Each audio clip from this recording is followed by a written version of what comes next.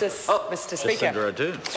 Thank you, Mr. Speaker. I don't know whether or not to call it a rare privilege to see the National Party engaging in debate. It's somewhat disappointing that it is the Statutes Amendment Bill number 4 which they have chosen to engage in said debate on. But nonetheless, we welcome engagement from the other side of the House. They're often so hurried in their dialogue in this chamber, and so I often get to miss out on the great oratory that they have to offer. Perhaps, though, if the member from Hamilton perhaps gifted that opportunity to more of his other colleagues in the future, generally, that would be slightly more welcome, because they seem to engage in filibustering much more successfully despite his length of service in this House. Mr. Chair, the Statutes Amendment Bill, according to the member who just took his seat, the New Zealand public are... I regret interrupting the member. The member knows that he can... Mr. Bennett, return. And I'm going to warn the member that he knows that he can interject from when he's seated, but he can't wander around yelling. And he mustn't. Jacinda Ardern. Thank you, Mr. Speaker. Just to come back to the point that I was making, the member who just resumed his seat spoke of the New Zealand public's support for the national government seeming so great that they would have specifically would be supporting the Statutes Amendment Bill number 4 this evening. It doesn't matter, of course, that half the members of Parliament don't know what's in this bill, but apparently the public are right behind the government on the Statutes Amendment Bill, leaving behind the fact that actually the whole Parliament is, because that's the nature of a Statutes Amendment Bill. As the speakers who have gone before me have pointed out, Statutes Amendment Bills are intended to be primarily technical. Often they are updating outdated legislation to bring them into line with other laws. Often they're used to fix technical issues. It's not intended to be substantive in terms of the amendments that are made, and for that reason it's, and that is closely linked to the fact that the entire debating chamber, all of Parliament, must support the amendments in the bill.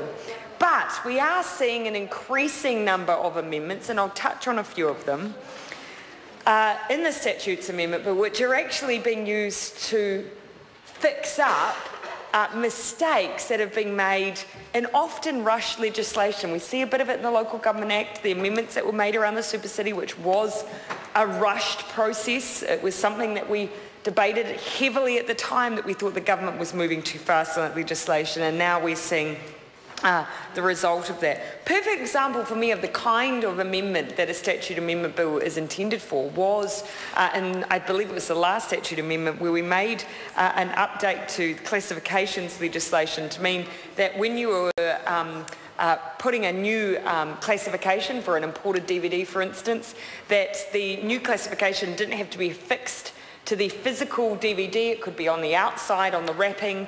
The industry was spending an extraordinary amount of time having to unwrap everything in order to get the sticker directly on the product rather than on the outside of the product. Little changes like that which we can all agree to. But Mr. Chair, I want to come to some of the points of the bill which might have been considered perhaps worthy of some commentary by the Select Committee. One of the first of those, and I believe it's probably been touched on, was the Local Government Official Information and Meetings Act 1987 and Official Information Act 1982. There was a clause, 49(1) and 51, which the Select Committee has recommended removing because in their view, the changes that were made in that part of the Statutes Amendment would alter legal privilege, and they believed actually was not appropriate for a Statutes Amendment bill. Again, a really good test by the Select Committee checking whether or not they felt that was an appropriate place for that amendment. I assume that the Minister will be pursuing that in another form, perhaps. On more specifically the issue of Official Information Act requests, clauses 52.2 and 72.2, as the Select Committee has pointed out, as introduced, confirmed that an official information request can only be made orally. It was an issue raised by Dennis O'Rourke, quite rightly, but that local authorities or agencies may request that oral requests be put in writing. Now, I don't think it would be the intention of this House for that to be the amendment in practice. We wouldn't want a situation, I think, where, for instance, a constituent of any member's electorate contacted, for instance, a local authority, asked for a piece of information and only to be told, no, you have to go and put that in writing. That is not the in spirit of the Act, and therefore I think it's right for the proposed amendments by the Select Committee, which would make this ability conditional. So the local authority has the ability to do that, but not as a matter of course. I think thinking through that change in a really practical sense, the idea that a person who might, for instance, have an impairment, a disability, that the practice of actually physically writing out a request wasn't possible, perhaps they wouldn't have access to the internet. I know I still have a lot of contact with individuals who don't have access to the internet. It would be unfair to create a provision that would mean that they could not access the OIA as a result of this amendment. So I think that's a useful change by the Select Committee. But coming back to the OIA changes more generally, the bill also replaces another section 28(4) of the Act. And that is a part of the Act which is around ministers answering requests on time.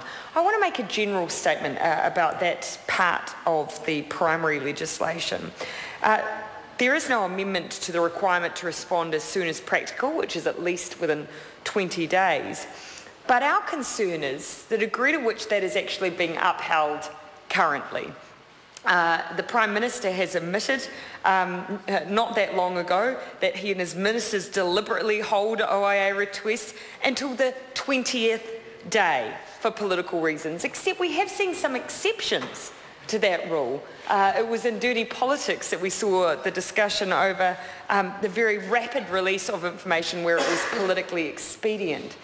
I think we have to be extremely careful to ensure that political process is not undermining the importance of the OIA legislation. It's that kind of legislation that groups like Transparency International rely on as a measure of New Zealand's transparency, their accountability, and if we stretch the spirit of the law, which has been done to a greater and greater extent, we actually undermine the law in and of itself.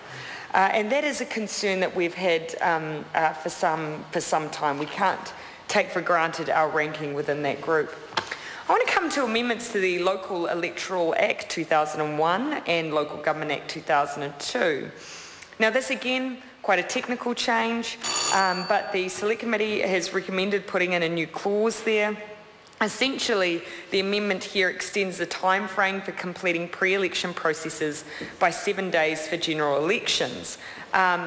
The intention here was so it wouldn't just be confined to general elections, so there's a need for some amendments more broadly in the Local Electoral Act and the Local Government Act, as this amendment does. I would have been interested, though, to hear from the Minister as to whether or not it would have been timely to use the Statutes amendment to ensure that actually there weren't any other amendments required for another very important cross-electoral issue, and that is online voting. It may well be that there could be legislative impediments to that, and yet we know that the Electoral Commission is looking to trial in some part at the local government level online voting. Order. It's a concern. But that might have been an opportunity because there are potentially impediments that we might be reaching further down the track. Mr. Chair, coming then, Mr. Chair, to some of the other changes that are being made as part of the statute amendment, I see Part 31 has an amendment to the Tokelau Territorial Sea and Exclusive Economic Zone Act 1977. No one unfortunately has touched on that act, and yet it seems rather relevant given it talks about the prohibition of foreign fishing in territorial seas. Now, I would have thought, Mr. Speaker, it sounds like an incredibly important issue to have made sure that we have correct in our legislation, but again, putting it in law doesn't always mean it happens. So even though we have the ability to breach a vessel who is acting against the law by being in a territorial area that they're not meant to be and are fishing, being an unlicensed craft and being able to be fined $500,000 doesn't mean it's actually going to happen. So enforcement is just as important, Mr. Chair, if you get my drift. Nuk Karako. Kia ora,